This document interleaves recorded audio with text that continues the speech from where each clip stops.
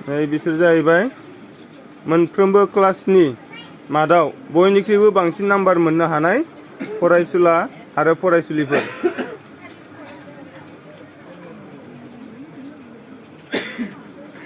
फरेना दैमारि आखाइ थिखां। रंगिनिया बसुमतारी आखाइ थिखां। 9 नि ना। क्लास 8 नि रोल नम्बर 1 जोंमा नार्जारी आखाइ थिखां। क्लास 7 नि रोल नम्बर 1 अम्बिका बर' आखाइ थिखां। क्लास 6 नि रोल नम्बर 1 बिथराय प्रिया दैमारि आखाइ थिखां। क्लास 5 नि रोल नम्बर 1 सायारानी बर' आखाइ थिखां। क्लास 4 नि रोल नम्बर 1 मुस्रि बिग्राय दैमारि आखाइ थिखां। क्लास 3 नि रोल नम्बर 1 दैमालु बर' आखाइ थिखां। क्लास